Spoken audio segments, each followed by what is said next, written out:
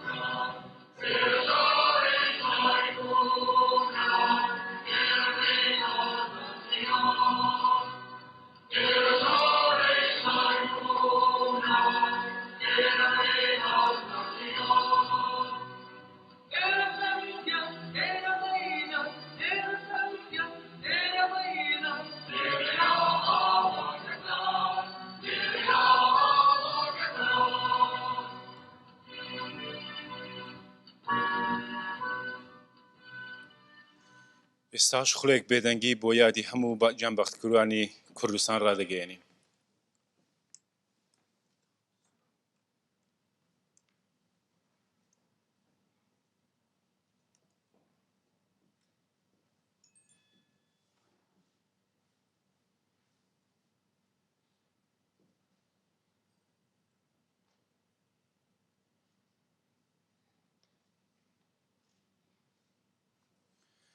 یادیان بەرز و پڕڕوا بێ.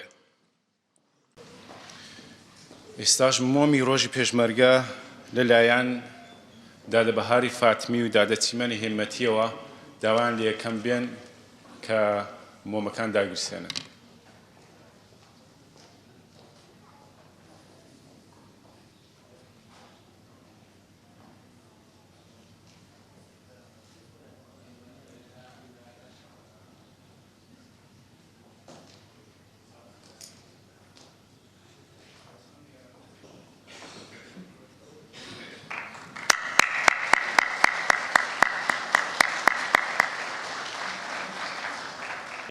ئێستاش پەیامی کۆمیتەی دەرەوەی وڵات لەلایەن کاک سالار ئاشناگەرەوە تکایە فەرموو. پیرۆز بێت ڕۆژی پێشمەرگەی کۆمەڵە.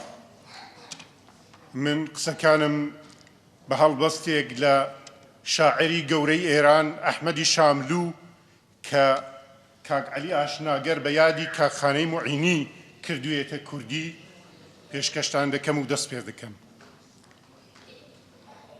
خانە بەهار بزەی هاتێ و ئەرغەوان پشکوت، داریاسی پیری ژێر پەنجەرەکەشمان گوڵی کرد. گومان مەکە لەگەڵ مەرگی نیگریسیش کێشە مەکە، مان لە نەما گەلێک باشترە. خانە دەنگی نەکرد، ددانی بەسەر جەرگی ماندووی داگرت و ڕۆیی. خانە دەنگ هەڵبڕە، مامری بێدەنگی کورکە و لەسەر هێلکەی مەرگ هەڵنیشتووە. خانە دەنگی نەکرد، هەروەک خۆر لە شەوە زەنگدا سەری هەڵدا و لە گۆمی خوێندا ئاوا بوو ڕۆیش. خانە هیچی نەدرکاند، خانە ئەستێرەیەکی گەشت بوو، تاقە چرکەیەک لەو شەوە زەنگە درەوشا و ڕۆیش. خانە دەنگی نەکرد، گەزی زەبوو پشکوت و مزگێنی نەمانی زستانی دا و ڕۆیی. من لەلایەن خۆمەوە وەک هاوڕێیەکی کاک سەعیدی موعینی خانە و لەلایەن کۆمیتەی دەرەوەی وڵاتی کۆمەڵە ڕۆژی پێشمەرگەی کۆمەڵە لە هەمووتان پیرۆزبایی دەکەم. لەگەڵ کاک خانە و هەمووی جەنبەخت کردوانی ڕێگای ڕزگاری خەڵکی کورد و عەداڵەتی کۆمەڵایەتی پەیمان تازە دەکەینەوە کە درێژەدەری خەبات بۆ وەدی هێنانی ئاواتە بەرزەکانی کۆمەڵە دەبین. پێشمەرگەی کۆمەڵە خەباتکارێکی سیاسیە کە لە پێناو بەرژەوەندەکانی باڵای کۆمەلگادا خەباتی چەکدارانە دەکات و لە پێناو ئەوە کە زیانی کەمتر بە کۆمەلگای مرۆڤایەتی بکا فیداکاری دەکات. ئەو فیداکاریە و تێکۆشانە بە نرخە و جێگای شانازیە و خەڵکی وشیار ڕێزی لێدەگرن و بۆیە پێشمەرگەی کۆمەڵە کە بۆ خزمەت بە خەڵک فیداکاری دەکا خۆشەویستە. ساڵی 1356 هەتاوی بوو کە تازە کاکخانە لە زیندان دوای ڕاوەستاوی و مقاومەتی سەرکەوتوانە لە ژێر شکەنجەی 14 مانگە لە زیندانی تاقە کەسی ساواک هاتبۆوە مەهاباد.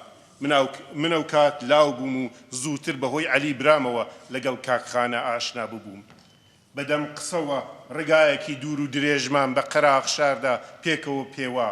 لە ڕێگادا باسی زیندانم لێپرسی، ئەو لە بەشێک لە قسەکانیدا باسیەوەی کرد کە چۆن هەموو ڕۆژیە لە بەندیخانەی ساواکی ڕژیمی شادا لێیان دەدا شکەنجەیان دەکرد. دەیکوت زۆر جار هەموو شتێکم لەبیر دەچەوە، تەنانەت ناوی کەسم و بیر نەداهاتەوە. جاری وا بوو دەمەویست هاوڵانی خۆشەویستم کەس و کارم و بیر خۆم بێنمەوە، ڕواڵەتیان دەهاتە بەرچاوم بەڵام ناویانم لەبیر نەما بوو. و بیرهێنانەوەی ڕوخسارێ و ئەزیزانە لەسەر پێداگری لەسەر ئەوەی کوتبووم زۆرتر سووری دەکردم. هەر هەمان قسەم کە لە ئەوڵەوە لە کاتێک کە لە تاران بە هەڵکەوت گرتویانم و نووساوەیەکیان لە ساکی حەمامەکەمدا بوو لیان گرتبووم دەمکوتەوە و تکرارم دەکردەوە کە لە پارکی شاردی تومەتەوە. هیچ شتێکی هەوڵانم نەدرکان. چاک دەیانزانی ڕاستیان پێناڵێن. جیرەی شکەنجەی ڕۆژانەم بێتاقەتی کردبووم. ئەوەندەیان لێدەدام کە لە هۆش دەچووم. ئەوەم بۆ دەرکەوت بوو کە ئەگەر بێهۆش بم بۆ ساتێکیش بێ وازم لێ دێهێنن. ئیدی هەر کات دەهاتن شکەنجەم بکەن پاش چەند جار هاوارکردن بێدەنگ دەبووم و خۆم لە بێهۆشی دەدا. چەند جار ئاوا خۆم لە شکەنجەی زۆر نەجاتدا. بەڵام پاش چەند جار بەوەشیان زانی ئەو جارە تا بەڕاستی لە هۆش خۆم دەچووم لیان دەدام. تا جارێک کە قەپانی کە لە بچەیان کردبووم و هەڵیان واسی بووم لیان دەدان تا لە هۆش خۆم چووم. بەڵام وا دیار بوو ئەوان پێیان وابوو هەروە فێڵیان لێ دەکەم کە لە بچەکەیان کردەوە و بەدەم بەسەر مزاویەکانی ئەو شوێنە کە لێیان دەدام کەوتم. کاتێک وەهۆش خۆم هاتمەوە دیتم تەواوی دەم و لوتم خێناویە. جاری وابوو کە دەمەویست بە هەر جوورێک بێ پشوویەک بدەم، تووشی زعف دەبووم. کاکخانەی موعینی باکی لەوە نەبوو کە بڵێ وەک مرۆڤێک تووشی زعف دەبوو، بەڵام ئەو سەرنجام سەرکەوتوانە لە زیندان هاتە دەرێ. من نەمدەزانێ ئەو قسە ئەو ڕێگایە چۆن دەپێوین من جۆم دابوو قسەکانی کاخانە بدەم ڕێگاوە باسی لە ناسینی زانستیانەی کۆمەلگای کوردەواری و سەراسەری ئێرانی دەکرد کە کۆمەلگاکەمان چۆن لەباری کۆمەڵایەتیەوە و چینایەتیەوە دەبێ باشتر دەیتێ بگەیت کە ڕاست بۆ کۆمەلگای ئێمە چ شێوەیەک لە خەبات پێویستە ئێمە ناتوانین لە هیچ شوێنێکی دیکە و شێوەی هیچ خەباتێکی دیکە کۆپیاڵگرین من نەمدەزانی ئەوە دوایین دیداری ئێمە دەبێت پێکەوە چوینە سەر گڵکۆی کاک شەهید کاک سولەیمانی معینی برایی کە ئەندامی کۆمیتەی ئینقلابی حزبی دموکراتی کوردستانی ئێران بوو و لە ساڵی 1347 یاتاوی وێڕای براکەی دیکەی عەبدوڵڵای معینی جانیان فیدا کرد بۆ دوای و دیدارەدا کاخانە لەلایەن کۆمەڵەوە ناردرا بۆ کوردستانی باشوور و بەداخەوە زۆری پێنەچوو کە لەگەڵ دەستەیەک لە پێشمەرگەکانی یەکێتی نیشتمانی لە دڕی لەلایەن ئەسکەری ڕژیمی سەدامەوە گەمارۆ دران و کاکخانە وەک یەکەمین پێشمەرگەی کۆمەڵە لەگەڵ پۆلێک لە پێشمەرگەکانی کوردستانی باشوور خوێنیان تێکەڵ بوو و گیانیان فیدا کرد پێشمەرگە بوون و خەباتی چەکداری شێوەیەک لە خەباتە کە پێشینەی زۆر کۆنی لە کوردستان هەیە تەنیا کاتێک خەڵکی کورد دەستی داوەتە چەک کە ناچار بووە و هێزەکانی سەرکوتگەری دەسەڵاتدار هێرشیان بۆ هێناوە تەنانەت کاتێک کە کاک اسماعیلی شەریفزادە و مەلا ئاوارە و مینە شەم و سولەیمان و عەبدوڵڵای معینی دەستیاندایە چەک کە لەو دیوی کوردستان نەیان دەتوانی بمێننەوە و لە کوردستانی ڕۆژهەڵاتیش بەهۆی ناسراوبوونیان نەیان دەتوانی بەنهێنی و بێچەک بن هەروەها کاتێکیش کۆمەڵە خەباتی چەکدارانەی دەست پێ کرد کە دەسەڵاتدارانی تازەی پێگەیشتووی ئیسلامی دەستیاندایە هێرش بۆ کوردستان و فەرمانی بە ناوبانگی خومەینی کە دەیکوت ئین قەلەمهارا بشکەنیت و فەرمانی جەهاد و هێرشی هەمەلایەنەی کە لە ڕێگای هەوایی و زەمینی تەنانەت پێی وابوو ڕێگای کوردستان ڕێگای دەریاییشی هەیە بۆ سەر کوردستاندا ناچار خەڵکی کورد بەرەنگاریان کرد خەبات بە شێوەی هێمنانە هیچ دەرفەتی بۆ نەمابووە هەر ئەو وەختە بوو کە کاک فواد نووسراوەی خەڵکی کورد دەربوتەیە ئازمایشی نووسی ئەو کاتە بوو کە کۆمەڵە لە گۆڕەمەر نێزیکی میراوەی سەردەشت یەکەمین بنکەی ڕاهێنانی پێشمەرگانەی کردەوە و دەستیدایە ئاموزش و ڕاهێنانی کۆمەڵێک لە ئەندامانی بۆ فەرماندەهی نظامی کە لە هەموو شارەکانی کوردستان چەند کەس دیاری کرابوون و دەورەیان دەدیت ئەو کات کۆمەڵە بوو بە خۆشەویستی خەڵک بەجێی متمانەی زۆربەی ڕێکخراوە دیموکراتیکان و چەپەکانی سەراسەری ئێرانیش ڕاهێنانی ئەو دەورەیە بە سەرپەرستی فواد عەرەب ئەبوو شاهین بوو کە خۆی لە فەلەستین دەورەی دیت بوو کە بەداخەوە لە شەڕی 24 ڕۆژەی سنەدا گیانی لەگەڵ وێڕای چەندین پێشمەرگەی دیکەی کۆمەڵە بەخت کرد وێڕای هەموو مەیدانەکانی دیکەی تێکۆشانی دیموکراتیکی جەماوەری کۆمەڵە پێکهێنانی هێزی پێشمەرگە هەنگاوێکی بوێرانەی ئەو کاتی کۆمەڵە بوو کە بێ ڕاڕایی گرتێ پێش کە ئەسەراتی گەورەی لە کوردستاندانا کە فەرقی هەبوو لەگەڵ ڕەوتی چریکی جیا لە جەماوەری خەڵک ئەوە خەڵکی کوردستان بوو کە بڕبڕەی پشتی پێشمەرگە بوون و هەن کە جێگای ڕێز و پێزانینن پێشمەرگایەتی مەیدانێکە لە خەبات وەک هەموو ئەرسەکانی دیکە و گۆڕەپانەکانی دیکەی خەبات پیرۆزی و تەقەدوسێکی تایبەتی نییە و بە پێی پێویستی و گونجاوبوون هەڵدەبژێردرێ ڕاگرتن و بەهێزکردنی هێزی پێشمەرگە پێویستی کە لەم دەورەیەشدا خۆی زۆرتر نیشاندات حیزب و لایەنی بەدەربەست دەبێ بزانێ کە کەی کاتی ئەو شێوەیە لە خەباتە و لە هەموو کاتێکدا ئەوەی کە ڕێنوێنی ئێمە دەبێ ببێت ئەوەیە کە خەباتی چەکداری چۆن بۆ بەرژەوەندی باڵای کۆمەلگا بەڕێوە دەچێت لە داهاتووی کوردستان بەجێ ئەوە حیزبەکان هەرکام هێزی پێشمەرگەی جیایان هەبێت پێویستە لەشکری هاوبەشی پێشمەرگەی کوردستانی ڕۆژهەڵات پێک بێنین مێژووی خەباتی پێشمەرگانە لە کۆمەڵەدا پڕە لە شانازی پڕە لە شانۆی پڕ لە شانازی کە نەگونجاوەکانی بوێرانە وەدیهێنا لەو مێژوویەدا کۆمەڵە پێشقەدەم بوو کە هێزی ژنانیش بێنێتە ناو ئەو مەیدانەوە بە هەموو جورە نیشانیدا کە ژنان دەتوانن لە هەموو مەیدانەکانی خەباتدا شان بە شانی پیاوان وێڕای پیاوان بەشدار بن لە ڕۆژی پێشمەرگەی کۆمەڵەدا ئێمە بۆ هاوڕێیانی جەنبەخت کردومان شین ناجێڕین بەڵکە ڕێزیان لێدەگرین و بیر خۆمانیان دێنینەوە. داری ئازادی بەبێ خوێندان بەرناگرێ، سربەخۆیی بێ فیداکاری ئەبەت سەرناگرێ. لەلایەکی دیکەوە کەم و کوڕەکانی خەباتی چەکداری و هەروەها دەستکەوتەکانی و بیر خۆمان دێنینەوە. ورە و هیوای ئەزیزانمان دەکەین بە هێز و توانا بۆ وەدیهێنانی ئاواتەکانمان. هەموو کات نەیارانمان دەیانەوێت کە ئێمە دڵمان مێشکمان خەمۆکی و ناهومێدی پڕی بکە. هەر بۆیە ئێمەی کۆمەڵە هەروەک ڕەنگی ئاڵاکەمان کە سوورە ڕەش ناپۆشین، چون سەرڕای هەموو تەنگ و چەڵەمەکان ڕەوڕەوەی خەبات بۆ پێشێ دەچێ و نەزیندان نەکوشتن و لە سێدارەدان نامان بەزێنێ. هەروەک کاک فواد دەیکوت با دوژمنان بلورێنن ئەوەی کە سەرنجام دێتە دی گەشەی شۆڕشە. لە کۆتاییدا دیسان بە کاخانە و هەموو ئازیزانی جانبەخت کوردومان دەڵێنەوە تۆ نامری چاوەکانم، تۆ نامری چاوەکانم، خوێنت تێکەڵی خوێنمانە لە هەر شۆبی لەسەر ئەرز و لە جێرگڵ لەگەڵمانی، لە خەباتی گەلی چەوساوەمان لە تێکۆشانی بێوچانی هاوڵانت هەر بەشداری و لەگەڵمانی. ژیانی قارەمانانت ڕێنوێنی ڕێمانە تۆ نامری چاوەکانم. بژی پێشمەرگەی کۆمەڵە، بژی پێشمەرگەی کوردستان کە بە ئازادی کوردستان گیانفدایی دەکەن. هەر بژین ئێوە.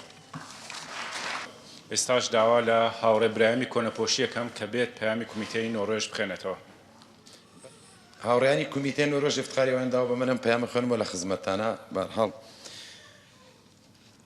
بەشداربووانی عەزیز، نوێنەری حزب و ڕێکخراوە خۆشەویستەکان، میوانانی خۆشەویست، هاوڕێیانی کۆمەڵە، هاوڕێیانی عەزیز کە لە شارەکانی یوتوبوری ستۆکۆڵم و دانمارک بە نوێنەرایەتی تەشکیلاتی کۆمەڵە لە وڵاتانەوە لەو شوێنانەوە تەشریفتان هێناوە، بەخێر بێن سەرسەر و سەرچاومان. هەروەها هاوڕێی کومیتەی دەرەوەی وڵات کاک سالاری ئاشناگەر بەخێراتنیەک.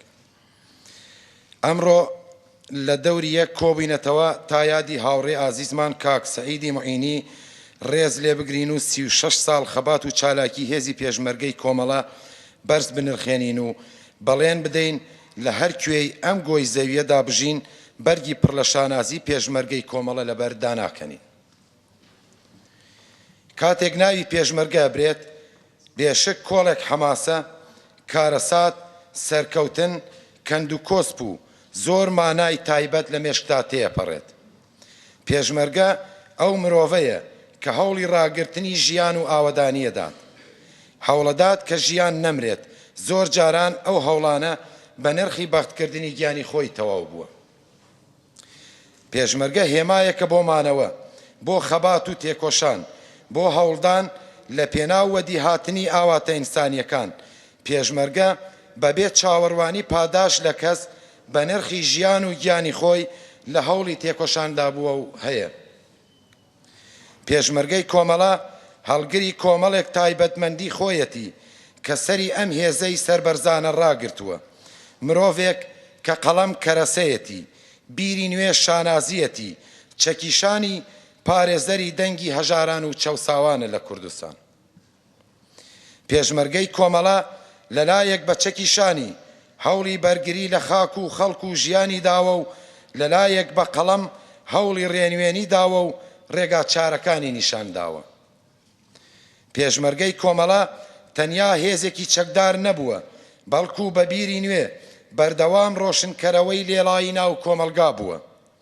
سەرچاوەی داهێنان بووە و هەیە، بەردەوام و بەبێ ڕاڕایی و بەبێ سڵکردن بە کشت کۆنەپەرەستیدا چووەتەوە. هەوڵی داوە بەداهێنانەکانی شۆڕشێکی فەرهەنگی و کولتوریش ڕێک بخات کە شوێنەواری ئەم شۆڕشە فەرهەنگیە بەڕوونی لە کۆمەلگادا بینرێت. هێزی پێشمەرگەی کۆمەڵە ئەو هێزەیە کە لە هەر کوێی ئەم کوردستانە ناڵەیەک بوو بێت بۆ تیمارکردنی خۆی تیار کردووە. لە ڕۆژهەڵات تێکۆشاوە و لە پارچەکانی دیکە لە پاڵ پاراستنی سەروەریەکانی تێکۆشەرانی ئەو ناوچانە بەبێ دەستێوەردان لە کار و باریان وەک هێزێکی پاڵ پشت و پشتیوان تێکۆشەر و یاریدەدەری خەباتیان بووە. هێزێک کە کوردستانی ڕۆژهەڵات مەیدانی خەباتی بووە، حەماسەی تێدا خوڵقاندووە و گیانبازی تێدا کردووە. لە هەرکوێ پێویست بوو بێت وەک هێزێکی ئامادەی لەسەر پێ وەک هێزێکی خۆبەخش و ماندوونەناس ئامادە بووە و سنگی کردووەتە قڵغان بۆ پاراستنی ئازادی و بەرگرتن لە دەستدرێژیەکانی داگیرکەران. هێزی پێشمەرگەی کۆمەڵە ئێستەیش هاوکات لەگەڵ تێکۆشانەکانی لە ناوچەکانی ڕۆژهەڵاتی مەڵبەندی لەدایکبوون و گەورەبوونی ئەوە تا لە کوردستانی باشوور شان بەشانی هێزی پێشمەرگەی کوردستان لەو هەرێمە پارێزگاریە کات و شانی داوەتە ژێرباری خەبات لە کوردستانی باشووریش.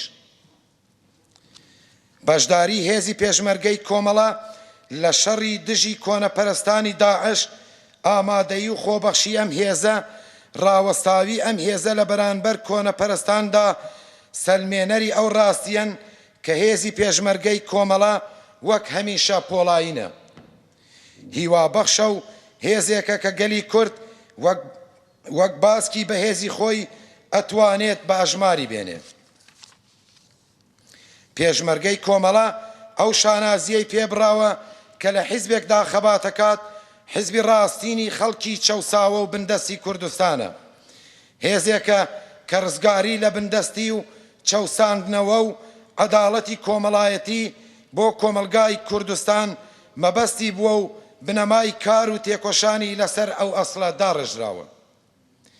هێزی حیزبێکە کە تێکۆشانەکانی بۆ هاتنەدی ئاواتەکانی خەڵکی هەژار و چەوساوەی کورد بووە و هەیە.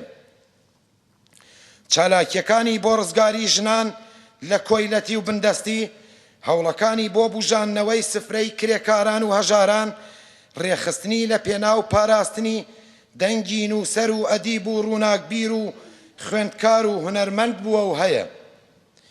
بۆ پاراستنی ژینگە و خاک و خۆڵی ئەم وڵاتەدا گیرکراوە بەسەر و ماڵ و هێز و زەوە تێکۆشاوە و تێدەکۆشێت. هێزی پێشمەرگەی کۆمەڵە هێزی ئەو حیزبەیە کە خودی حیزبیش هەموو ڕێخستنەکانی خۆی تەرخان کردووە بۆ هاتنەدی ئاواتەکانی خەڵک. هێزێکە گەورەبوونەوەی خۆی لە هاتنەدی خواستەکانی خەڵکدا دیوەتەوە نەک لە گەورەبوونەوەی قەوارەی حیزبی خۆیدا. بۆیە ئەم هێزە شایانی بەرینترکردنەوە بەهێزترکردن و شایانی ڕێز لێگرتنە. پارێزەری بەرژەوەندەکانی خەڵکە و هێزی تێکۆشەر و ڕزگاری بەخشی خەڵکی کوردستانە. پێشمەرگەی کۆمەڵە باسکی بە هێزی گەلە و هێزی تێکۆشەرە بۆ ڕزگاری گەل. پێویستە ئەم هێزە بەهێزتر بکرێت. جەماوەری ئازادی خوازی کوردستان ئەبێ هێزی پێشمەرگەی کۆمەڵە زیاتر لە جاران بە هێزی خۆتان بزانن و بەهێزی بکەن، هاوکار و یاریدەدەری بن. ئێمەیش وەک هێزی پێشمەرگەی کۆمەڵە بەڵێنە دەین درێژە پێدەری ڕێبازی هاوڕێیانی گیانبەخت کردومان بین. لێرەوە بە ناوی سەرجەم کادر و ئەندام و دۆستان و لایەنگرانی کۆمەڵە لە وڵاتی نۆروێژ وێڕای پیرۆزبایی کردن لە سەرجەم ئەو ئازیزانەی وا بۆ ساتێکیش بووە لەم هێزە تا تێکۆشانیان کردووە بە بنەماڵەی سەربەرزی گیانبەخت کردوانمان ڕاگەێنین بە شەکاوە ڕاگرتنی ئاڵای دەستی ڕۆڵە گیانبەخت کردووەکانتان تا دوایین هەناسە لە تێکۆشان ڕاناوەستین. یان ئاواتەکانیان دێنینە دی یان ئەچینە ریزی ئەوانەوە. بە هاوڕێیانی کەم ئەندام ڕاگەێنین کە ئازاری لەشتان و لە دەستانی ئەندامی لەشتان ئەکەین بە هێز و بورکانێک کە بەورەی زیاتر و تەوژمێکی پتەوترەوە هەنگاو بۆ وەدی هاتنی ئاواتەکانتان هەڵبهێنینەوە. بە هاوڕێیانی بەندکراومان ڕاگەێنین ئەبینە دەنگتان، ئەبینە هێز و وزەتان و بە پشتیوانی ئێوە و گەلی کورد کوردستان لەژێر پێی داگیرکەران ئەکەینە ئاگر. بە هاوڕێیانی سەنگەری شارودێ بەو حەماسە خوڵقێنەرە ڕواڵەتدا پۆشراوانەی ناو خۆ ڕاگەێنین لەم ڕۆژەدا بەڵێنتان پێدەین تێکۆشانتان مایەی هێز و وزە و شانازیمانە و هاوکار و خاوخەباتان ئەبین تا دوایین دڵۆپی خوێنمان. بەرز و بەڕێز بێت یادی هاوڕێی گیانبەخت کردومان کاکخانەی معینی و سەرجەم هاوڕێیانی گیانبەخت کردومان. بەرز و بەڕێز بێت هەموو گیانبەخت کردوانی ڕێبازی ئازادی و ڕزگاری کوردستان بژی هێزی پێشمەرگەی کۆمەڵە پیرۆز بێت سیویەکی جۆزەردان بژی سۆسیالیزم.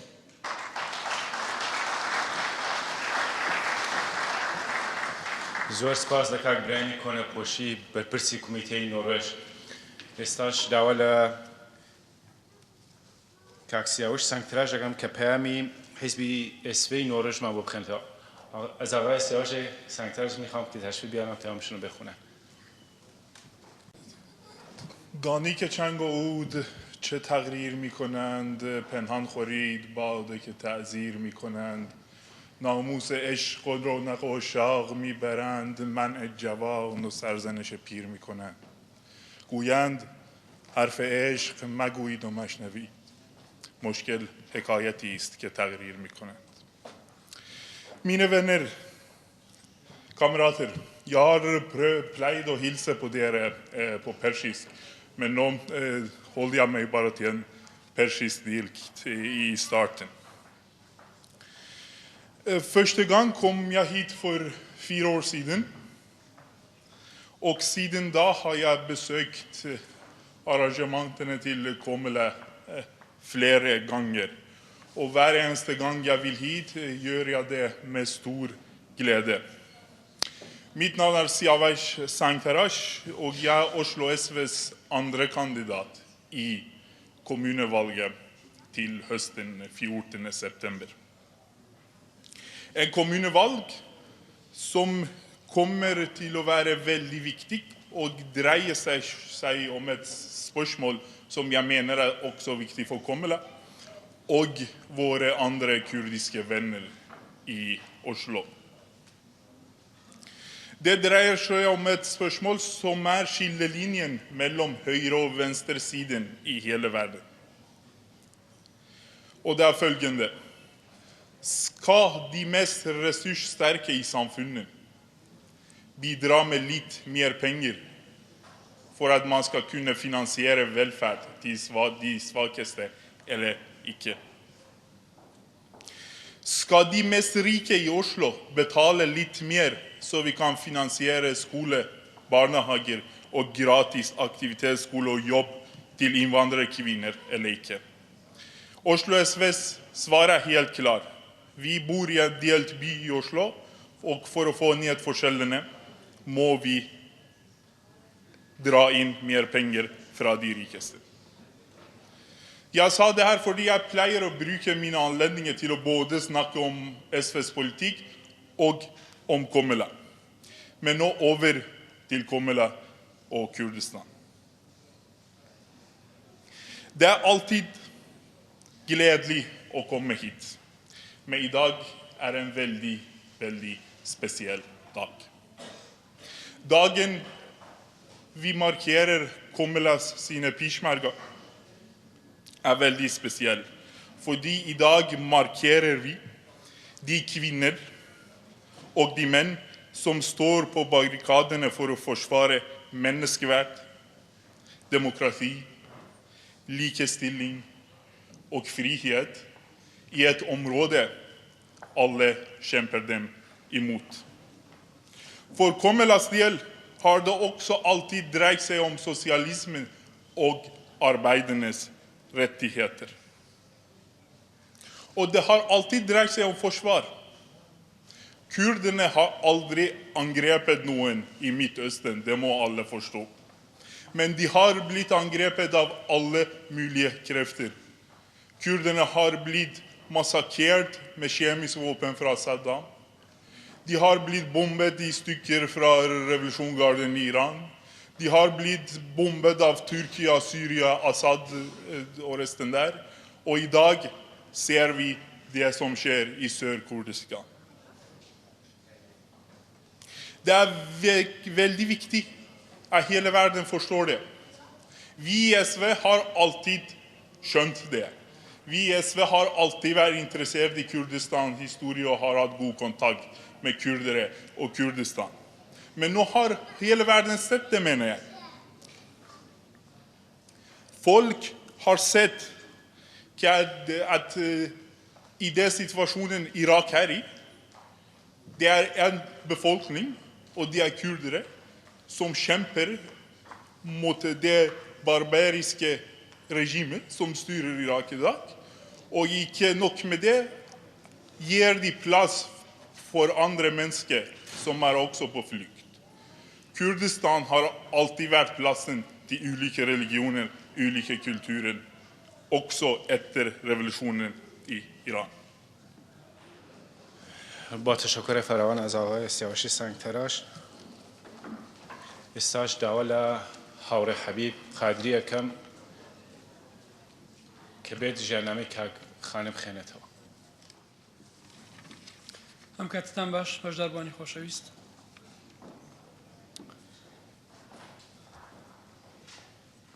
کاک سعید معینی کە بە خانە ناسراو بوو لە ساڵی 1950 لە شاری مەهاباد لەدایک بووە.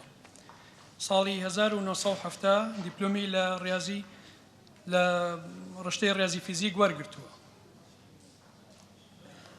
هاوڕێخانە گەرماوگەرم درێژە بە خوێندن ئەدات و لە تاقیکەی زانکۆی تاران لە بەشی ئامار سەرکەوتوانە وەردەگیرێت و خەریکی خوێندن دەبێت. بەڵام لە ڕاستیدا ئەوەندەی کە ئەو ئەویندارانە دڵی بە خوێندن گەرم کردبوو لە بارەگای مێشکیدا 100 ئەوەندە گرێدراوی خەباتێک بوو کە بکرێ و بتوانرێ دەستی ستەم لەسەر ژیانی هەژاران و زەحمەتکێشان کورت بکاتەوە.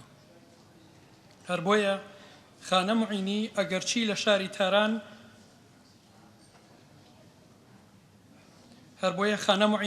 لە شاری تاران لە ماڵی براکەی دەژیا بەڵام زۆر بەنهێنی لەگەڵ هاوڕێیان و هاوبیرانی خۆی لە خەباتێکی گەرم و گوڕدا بوو.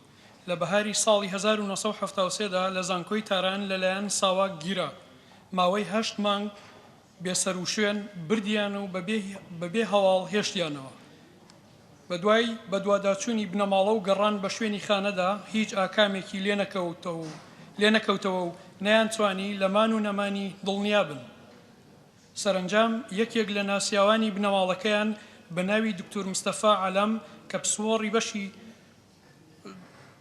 دڵ بوو بە هۆی یەکێک لە نەخۆشەکانی کە ئەفسەرێکی پایەبەرزی پۆلیس دەبێت شوێنی بەند و زیندانەکەی خانە پەیدا دەکات و دوایی دەرکەوت ئەم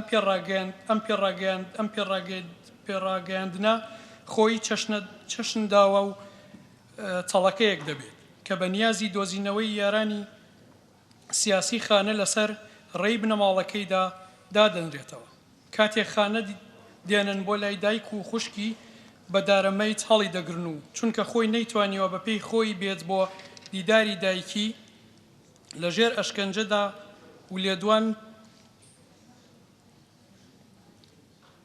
ببورن. کاتێک خانە دێنن بۆ لای دایک و خوشکی بە دارەمەیت هەڵی دەگرن چونکو خۆی نەیتوانیەوە بە پێی خۆی بێت بۆ دیداری دایکی. ئەو لەژێر ئەشکەنجەدا و لێداندا توانی سەربڵندانە خۆی بپارێزێت. بەڵام ساواک ناتوانێت نە لە زمانی خانە و نە لە ڕێی هاتوچۆی بنەماڵەکەیدا هەودا موویەک بدۆزێتەوە.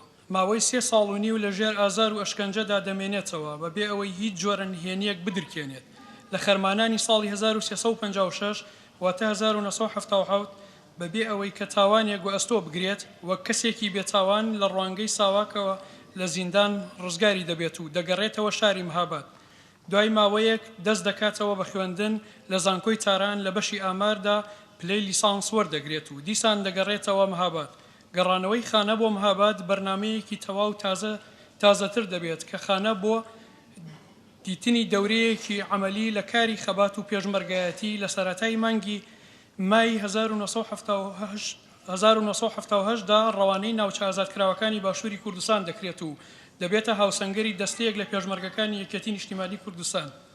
خانە لە نێو ئەو پێشمەرگانەدا بە مامۆستا قادر دەناسرێت و دواتریش کە بۆیان دەرەکەوێت کە خانە لە بنەماڵەی معینی شاری مەهابادە و برای شەهیدان سلێمان و عەبدوڵای معینیە ئەوەندەی تر ڕێز و خۆشەویستی لایەن زیاد دەکات.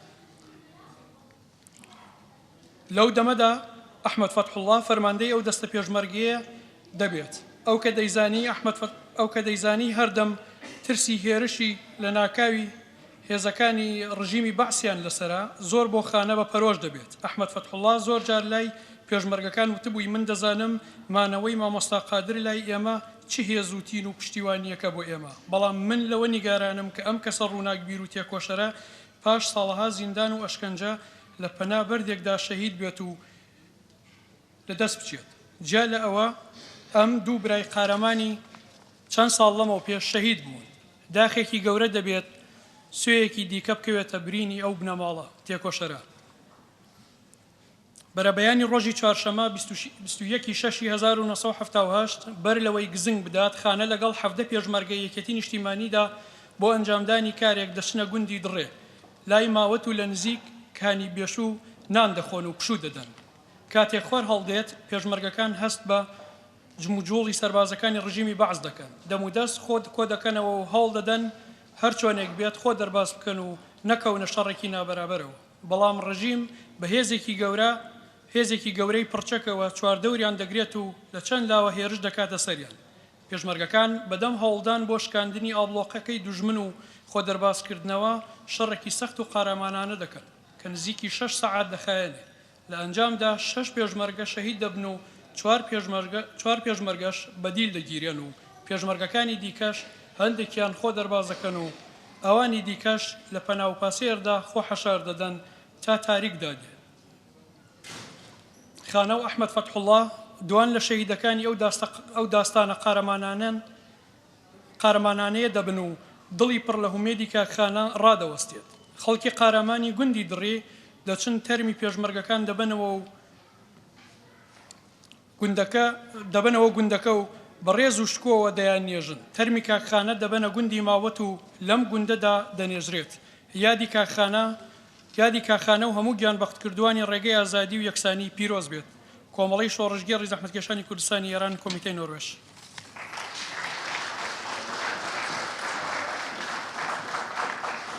بەسپاس لە هاوڕێ حەبیب قادری. ئێستاش پەیامی لاوان و ژنان لەلایەن کاگڕێبوارەوە. هاوڕێیان سڵاوتان لێبێت. سەرەتا یادی یەکەم پێشمەرگەی کۆمەڵە پێشمەرگەی گیانبەختکردووی کۆمەڵە هاوڕێ سەعید موعینی ناسراو بە خانە بەرز ڕائەگرین و ڕۆژی پێشمەرگەی کۆمەڵە لە خۆمان و سەرجەم ئەو تێکۆشەرانەی وا لە ناو ڕێزەکانی ئەو هێزەدا تێکۆشانیان کردووە پیرۆزبای یەکەین. خۆمان بەختەوەرە زانین لە سەردەمێکدا ئەژین کە کۆمەڵگای کوردستان خاوەن هێزێکی پێشکەوتووی وەک هێزی پێشمەرگەی کۆمەڵەیە. پێشمەرگەی کۆمەڵە زیاتر لە 3 دەیە بێباندوو بوون. سەرڕای ئەوەی دەیان کۆس بوو گرفت هاتوونە سەر ڕێگای کۆڵی لە تێکۆشان نەداوە و هەنووکەش وەک هێزی داهێنەر ئامادە سەرقاڵی تێکۆشانە. بۆ ژنان یەکەم قەڵای کوردی بووە کە بتوانن پاڵی پێوە بدەن و هێزی لێوەرگرن و تێدا تێکۆشانیان بکەن بۆ دەستەبەرکردنی مافەکانیان. بۆ بچڕاندنی زنجیرەی کۆیلەتی یەکەم هێز بووە لە هەر 4 پارچەی کوردستان توانی بەرامبەر بە کولتوری دواکەوتوانە و سیستمی پیاومەزنی وەستێتەوە و ژنان لەناو خۆیدا ڕێک بخات بە کردار و دروشمی یەکسانی ژن و پیاوی بدات. هێزێک کە هەر لە سەرەتاوە کۆمەڵێک گەنجی شۆڕژگەر پێکیان هێنا و ڕایان گرت و گەورەیان کرد. تا ئێستاش لاوان زۆرینە ئێو هێزن. هێزێک کە خەباتی بۆ وەدیهێنانی ئاواتی لاوان کردووەتە سەردێری کار و چالاکی خۆی. دوای دەیان ساڵ خەبات و تێکۆشان هێشتاکە هەم وەک هێز پێکهێنەرانی گەنجن و هەم لە بواری ڕوانگەوە بەردەوام بیری تازە و ئەمڕۆژی پێبووە و توانویەتی بێتە ئەبزارێک کە گەنجان بتوان خۆیانی تێدا ببینەوە و تێکۆشانی خۆیان پێوە گرێ بدەن. لە بواری کولتوریەوە ئەو هێزە بووە کە سڵی لە هیچ بربەستێک نەکردووەتەوە. بەگشت کۆنەپەرستی داچووەتەوە و هەوڵی سڕینەوەی کولتوری دواکەوتوانەی داوە و هەوڵی داوە پاش سڕینەوەی دواکەوتووەکانی ناو کۆمەلگا سنەت و کولتوری نوێ بکاتە دابوونەریتی کۆمەلگا. ئێمە وەک کۆمەڵی لاوانی ڕۆژهەڵات، کۆمەڵی ژنانی ڕۆژهەڵات و کۆمەڵی کولتوری نەوان خۆیان بەسەربەرز ئەزانین چوون هاوڕێی هاوخەباتی هێزێکین کە هەر نەهێشتنی هەر چەشنە هەڵاواردن و چەوسانەوەیەک ئامانجێتی.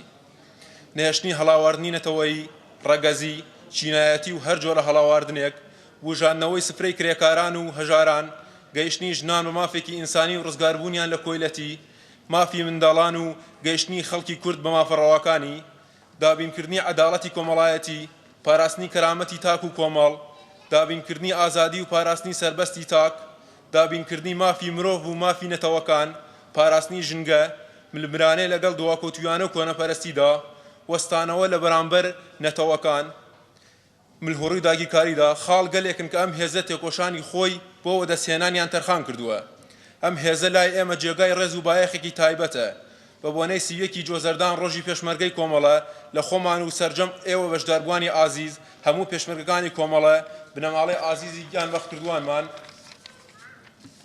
تێکۆشەرانی ناوخۆ و هاوڕێیانی بەندکراومان هاوڕێیانی کەمەندام و هەموو گەلی کورد پیرۆزبایی ئەکەین بەڵێن ئەدەین بە شەکاوە ڕاگرتنی ئاڵای سووری سیویەکی جۆزەردان تا دوایین ساتەکانی ژیانمان لە خەوات و هەوڵدان بۆ وەدی هاتنی ئاواتی هاوڕێیانی گیانبەخکردوومان کە هەمان ڕزگاری گەلی کووردە لە بندەستی چەوسانەوە و ساتێک هەدا نەدەین بەرز و بەڕێز بێت یادی هاوڕێی خانەی معینی پیرۆز بێت سیویەکی جۆزەردان ڕۆژی پێشمەرگەی کۆمەڵە کۆمەڵەی ژنانی ڕۆژهەڵات کۆمەڵەی لاوانی ڕۆژهەڵات کۆمەڵەی کولتوری نەوە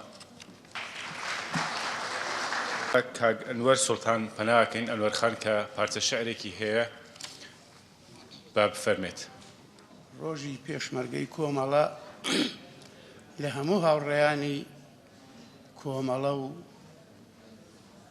لە هەموو ئەندامان وە پێشمەرگەکانی کۆمەڵە پیرۆزەکە پارچە شعرێکە کە حدودی 21 ساڵ لەمەوبەر نووسیومە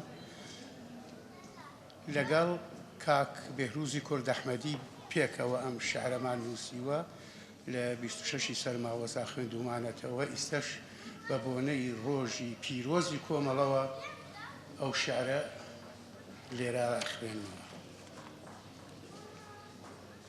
پێشمەرگە ئەی پەرژینی سووری وڵات ئەی ئەستێرەی گەشی خەبات ئەی هاواری ئەستۆی تاساو لە مۆتەکەی خوێن ڕێژ ڕاساو ئەی پێشمەرگەی نەتەوەی کورد هەڵۆی سووری بەدەست و برد تۆ پێناسی بوونومانی ڕەمزی هەرگیز نەفەوتانی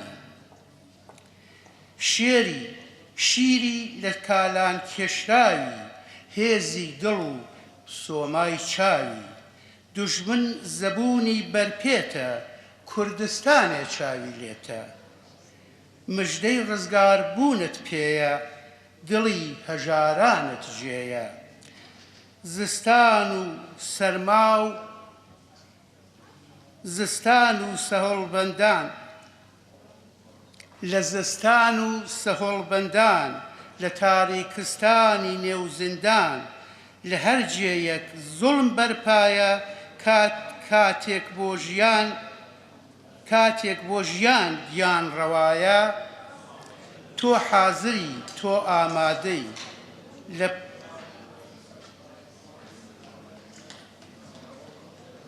لە بڕیار و سۆز لا نادەی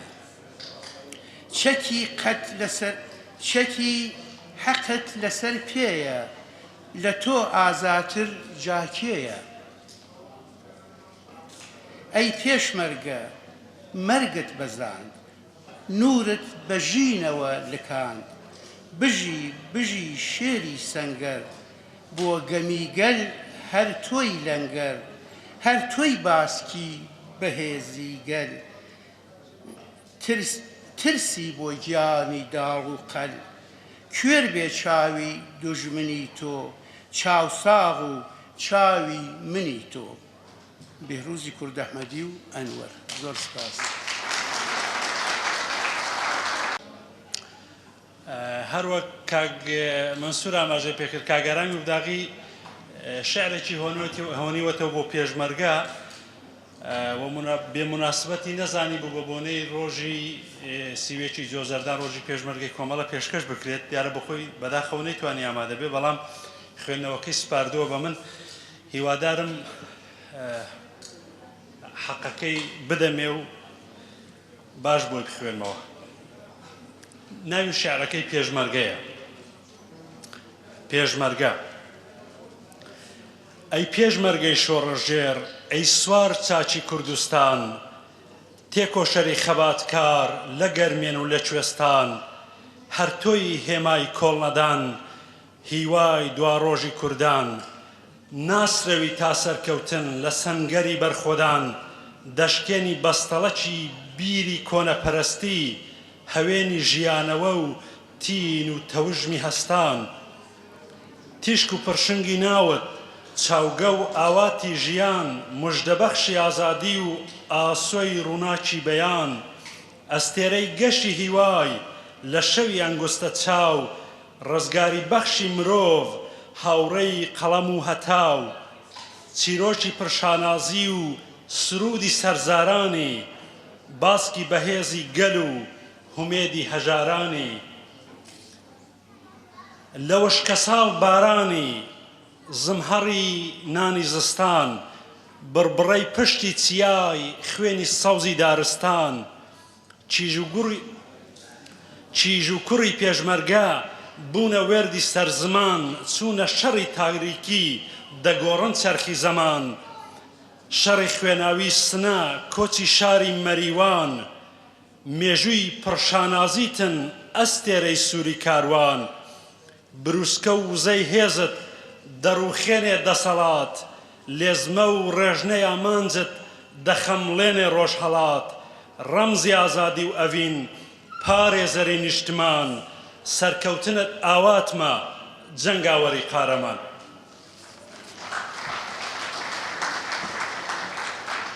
سپاس لە کاگەردەوان فەرجی پارچە شعرێک مامەوە لەلایەن کامرانی شافعیەوە تکای یەکەم بفەرمێت.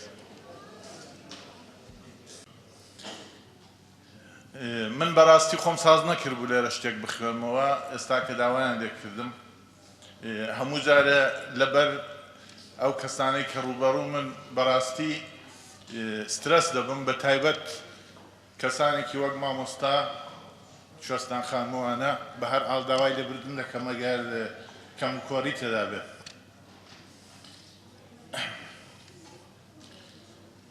پێشمەرگە چاو لە ڕێمە موژدەی ئازادیم بۆ بێنی چاو لە ڕێمە موژدەی ئازادیم بۆ بێنی تا دێەوە من ناخەوم نێوانیشمان شار و شاخ بێت پەلەی مەکە نێوانیشمان شار و شاخ بێت پەلەی مەکە شەو بەڕێکە تاریکی تەسلیمی ڕۆژکە دڵنیابە من بێدارم تا دێوە شعر بۆ تفەنگ دەنووسم گۆرانی بۆ قەڵەم دەڵێم دڵم لە بێشکەی سینەمدا ڕادەژێنم سرودی سەرکەوتن دەسڕم.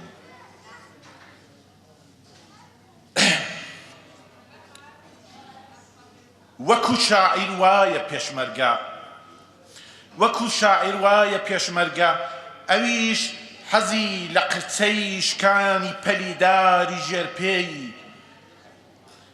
ئەویش حەزی لە قرچەی شکانی پەلیداری ژێرپێی گوێژاوی چەم بۆنی ئاگر خۆڵە مێشی ئاور و خشە خشی گەڵایە. وەکو شاعیر وایە پێشمەرگە لەگەڵ دارستان هاواڵ و تێکەڵ بەدەوەن و شاخە جاری وایە دەخشێ وەک مار جاری واشە وەک ئاڵایە.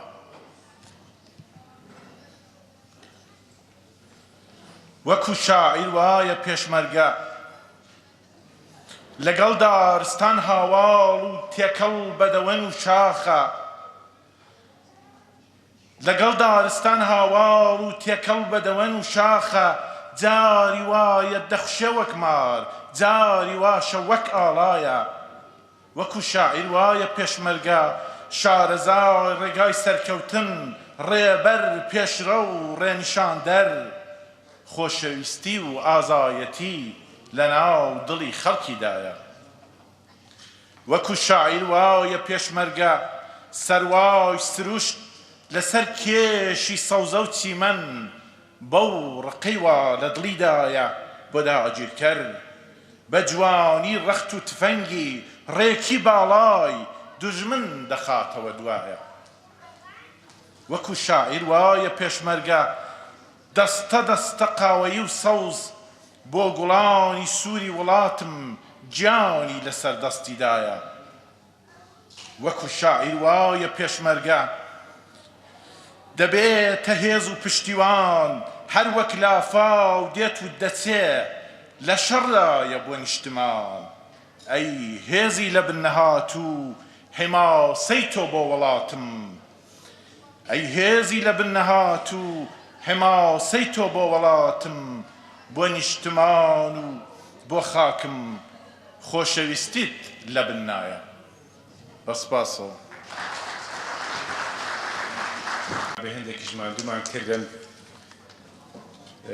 نێوی ئەو حیزب و ڕێکخراوانە دەخێنمەوە کە بروسکە و چەپە گوڵیان هێناوە گەورەیان کردین حیزبی دموکراتی کوردستانی ئێران بروسکە و چەپکە گۆڵ حیزبی دموکراتی کوردستان بروسکە و چەپکە گۆڵ سازمانی خەباتی کوردستانی ئێران چەپکە گۆڵ حیزبی مەردومی بەلوچستان چەپکە گۆڵ پارتی سەربەستی کوردستان بروسکە و چەپکە گۆڵ کۆنگرەی ملیتای ئیرانی فدرال پەیام یەکێتی نیشتمانی کوردستان چەپکە گۆڵ پارتی دموکراتی کوردستان بروسکەی پیرۆزبایی و چەپکە گۆڵ ئەنجومەنی بزوتنەوەی گۆڕان چەپکە گوڵ و بروسکە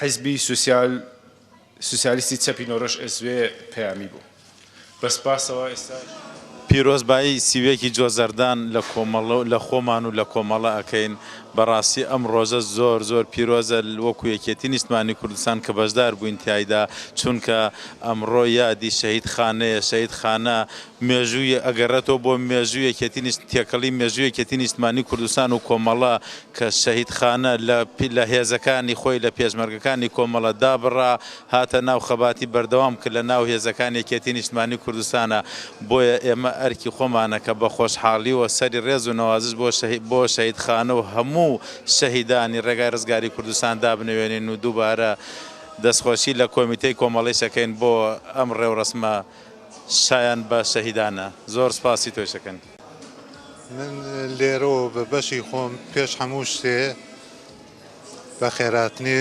ڕۆژهەڵاتێوەیەکم بۆ ڕێوڕسمی مەراسمی سوێکی گوێزەدان ڕۆژی پێشمەرگەی کۆمەڵە و لێرەوە خۆم بە بەختەوە ڕزانم کە وەکو پێشمەرگەیەکی کۆمەڵە و پێشمەرگە تێرینی کۆمەڵە لێرەوە پەیامی خۆم بۆ خەڵکی کوردستانی ڕۆژهەڵات بکەێنم بەر لە هەموو شتێ ئەو ڕۆژە پیرۆزبایی یەکەم لە سەرجەم ئەو زیندانە سیاسیانە خانەوادەیش سەربەسی شەهیدانی کۆمەڵە پێشمەرگە تێرینەکانی کۆمەڵە کەمەندامانی کۆمەڵە و هەروەها تەواو ئەو پێشمەرگانەی کە ئێستا لە مەیدانەکانی شەڕ لەگەڵ داعاشی ئێرانە لە ناو خەرێکی مبارزەی سیاسین و هەروەها لە کوردستانی عێراقیش لە جبهەکانی شەڕە هەن من پیرۆزبایی ئەو ڕۆژەیان پێڵم هیوادارم کە ڕۆژێکی سەرکەوتن بێ بۆ هەموو ملەتەکەمان و هەموو پێشمەرگانی کۆمەڵە ئەم ڕۆژە بە هەموو پێشمەرگانی کۆمەڵە خەڵکی کورد دایکی پێشمەرگە و هەموو کەسوکاری پێشمەرگە پیرۆزباییەکەم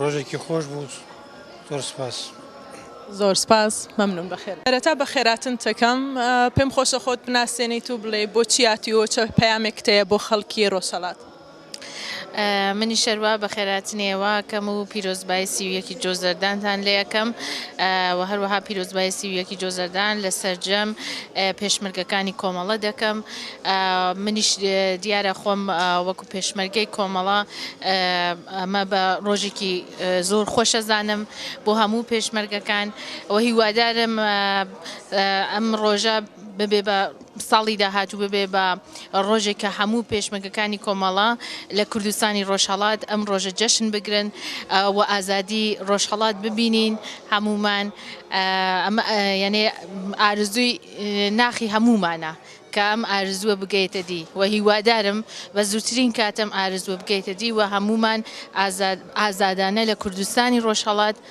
بژین. و ئەم ڕۆژە پیرۆزبایی یەکەم بەسەر جەم بنەماڵەی شەهیدان دیارە هەمویان ڕۆڵەیان لە دەستاوە لەم ڕێگەیە و هیوادارم ئێمە بتوانین ڕێگەدەری و خوێنی ئەو شەهیدانە بین و دەستخۆشی شێواکەم. زۆر سپاس بەخێر. سەرەتا بە خێراتن تەکەم پێم خۆشە خۆت بناسێنیت و بڵێ کە چ پەیامێک تەیە بۆ خەڵکی کوردستانی ڕۆژهەڵات. من ناوم قاوری ئەلیاسیە وەکو خەڵکی کوردستان و تاکێک لە نەتەوەکەم لەم ڕۆژەدا کە ڕۆژی سیوێکی جۆزەردان ڕۆژی پێشمەرگەی کۆمەڵەیە پیرۆزبایی لە ئەندامان و لایەنگرانی کۆمەڵە و لە سەرجەم خەڵکی کوردستان و دیسان سڵاوە نێرم بۆ کەسانی کە ڕۆژی پێشمەرگیان پێگرنگە و بەو هیوایەی هەموو هێزەکان پێکەوە ڕۆژێک بۆ ڕێزگرتن لە خەباتگێڕانی خۆیان دابنێن کە هەمویان پێکەوە ئەم ڕۆژە جێژن بگرن. لە ڕێگای تەلەڤیزیۆنی ڕۆژهەڵاتەوە سڵاوە نێرم بۆ ڕۆژهەڵات بە تایبەت و پێیان ئەڵێم خەبات بەردەوامە لە شێوازەکانی ڕەنگە جۆرا و جۆر بێ بەڵام هەستی نەتەوایەتی و هێزی گەلەکەمان لەلای ئەوانە و ئێمەش دەنگیانە بین ئێمەش هەوڵە دەین تاکێکی ئەوان بین و لە دوورە وڵاتیشەوە سڵاو و ڕێز و کوڕنۆش بۆ هەموو ئەو کەسانێ ئەنێرم کە نەتەوەکەی خۆیان و گەلەکەی خۆیان لەبیر ناکەن. زور سپاس دوباره بخیرتون تگم. شما دید میخوام خودتون معرفی کنید و بفرمایید واسه چی به اینجا تشریف آوردید. خیلی ممنون. سیاوش سنگتراش هستم، نفر دوم حزب سوسیالیست چپ نروژ در اسلو در انتخابات آتی. من خیلی وقته که با حزب کمیله ارتباط دارم، هم رابطه بین حزبی وجود داره، هم به عنوان یک حزب کرد و ایرانی رابطه شخصی با دوستان دارم. خێراتنی جەنابیشتانەکەم بە خێراتی کەناڵە بە ڕێزەکەتان دەکەم. سەرەتا پیرۆزبایی خۆم ئاراستەی هەموو گەلی کوورد دەکەم، ئاراستەی بنەماڵەی سەربەردە شەهیدەکانمان لە تەواوی کوردستانی ڕۆژهەڵات. هیوادارم ساڵێک بێت ئەم ساڵۆ کە ئەم لەم ڕۆژە بتوانین لە کوردستانی ڕۆژهەڵاتە بەشداری بکەین و مەراسمی سیوێکی جۆزەردان ڕۆژی پێشمەرگەی کۆمەڵە لە کوردستانی ڕۆژهەڵات بگرین. مەڵێ زۆر سپاس دووبارە بەخێر بێ. خێراتن تەکەم و پێم خۆشە بزانم چه پەیامێک بۆ چیاتی بێرە و چه پەیامێکتەیە بۆ خەڵکی کوردستانی ڕۆژهەڵات. سپاسانەکەم بەشداربوونم لێرە لە مەراسیمە بەشداربوونە بۆ ڕۆژی پێشمەرگەی کۆمەڵە سیوێکی جۆزەردان زۆر بە خۆشحاڵیەوە من لێرەوە سڵاوی خۆمە نێرم بۆ پێشمەرگەکانی کۆمەڵە دەستیانە گوشم خۆشەویستیان بۆ نێرم ئەڵێم پێشمەرگە ئەو مرۆڤە مەزنەیە کە خۆشترین شت ژیانە پێشکەشی گەلەکەی خۆیەکات لێرەوە سڵیان بۆ نێرم ئەڵێم بژی پێشمەرگە و سەرکەوتوو بن. زۆر سپاس دووبارە بەخێر. زۆر سپاس. من تا گولیم ئەندامی لیژنەی ناوچەی پارتی دیموکراتی کوردستانم لە نەرویج بەرپرسی ڕێکخراوی ئۆسلۆمە هاتووم بەشداری لەو بوونەوەیە پیرۆزە بکەم کە ڕۆژی پێشمەرگەی کۆمەڵەیە. ناوی پێشمەرگەش زۆر پیرۆزە و مقەدسە لای ئێمە چونکە پێشمەرگە ئەو کەسەیە ئەو مرۆڤەیە گیانی خۆی بەخت دەکا لە پێناوی پاراستنی هەر چوار پارچەی کوردستان. بە تایبەتیش ئێستا پێشمەرگە لە باشووری کوردستان لە هەرێمی کوردستان دژی دەوڵەتی نائیسلامی داعش شەر دەکا و بەرگری لە دەستکەوتەکانی هەرێمی کوردستان و هەموو دەستکەوتەکانی ملەتی کوردەکەم.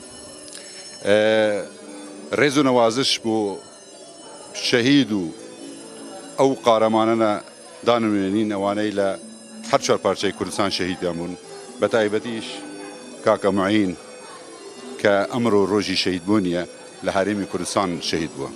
زۆر سپاس. زۆر سپاس دووبارە بەخێر بێت.